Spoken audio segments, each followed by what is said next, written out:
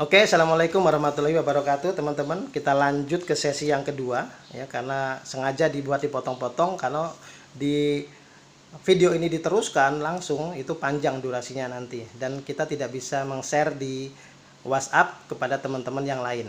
Ya. Jadi untuk aset tadi sudah saya jelaskan, ya kan. Yang ketiga adalah ini dari poin yang kedua tentang SDM yang ada di warung cashback, ya.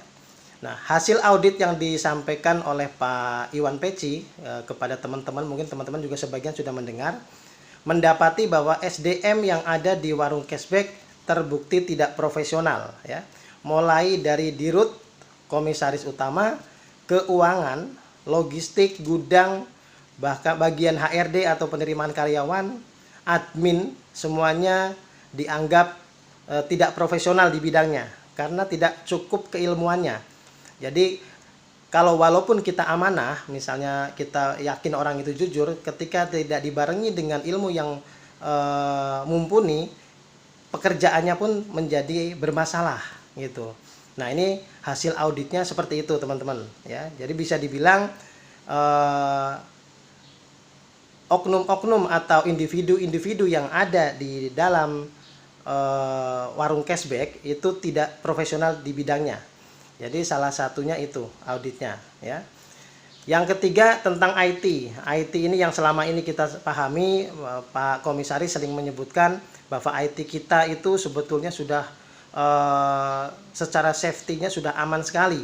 Kenyataannya kemarin dicoba oleh IT-nya yang dibawa oleh Pak Iwan Peci, ternyata dengan mudahnya IT Pak Iwan Peci ini bisa keluar masuk akun tiap orang, ya. Bahkan akun admin itu pun beliau bisa masuk dan bisa memindahkan saldo cash dan segala macamnya.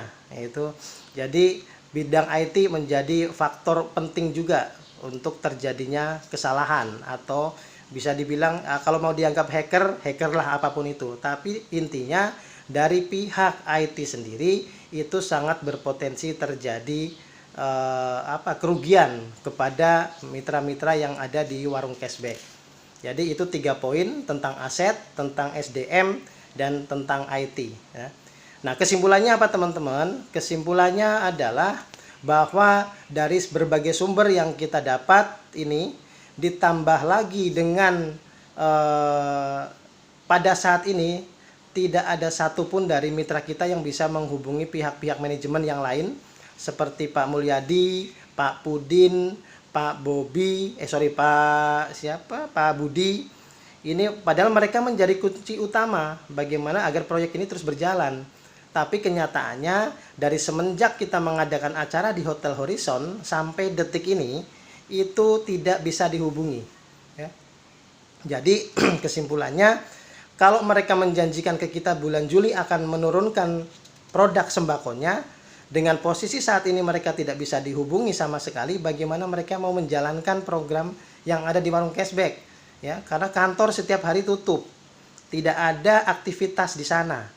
Sehingga saya bersama teman-teman yang lain, daripada kita menunggu-nunggu, ya kan, sesuatu yang sudah tahulah kita bahwa dengan indikasi-indikasi seperti ini, maka kami dengan sangat berat hati, dengan sangat prihatin menyatakan saya pribadi tidak menunggu sampai bulan Juli, ya, tidak menunggu sampai bulan Juli seperti janji mereka.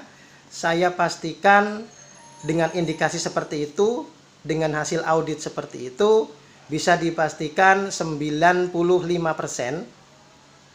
bisnis yang selama ini berjalan di warung cashback scam, atau bisa dibilang gagal bayar, ya.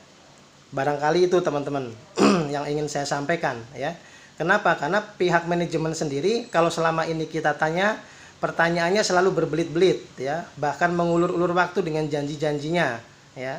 Nah, kalau selama ini kita masih berpositif thinking kepada mereka agar ini program terus kita kawal, terus kita percaya akan janji-janji mereka, tapi detik ini saya sampaikan kepada teman-teman dengan melihat fakta-fakta yang terjadi di lapangan, bisa dijadikan janji-janji yang akan mereka realisasikan tidak akan terjadi.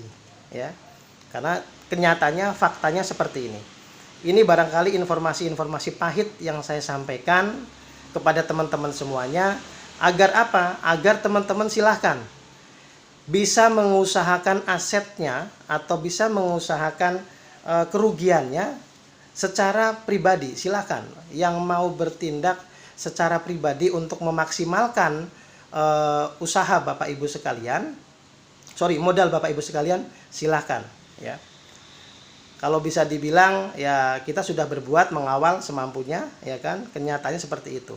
Jadi saya pribadi bersama tim lain yang founder-founder lain, bersama agensi-agensi yang lain tidak bisa lagi, tidak berani lagi menutup-nutupi atau bisa dibilang mempercayai lah ya, mempercayai apa yang mereka janjikan selama ini ya.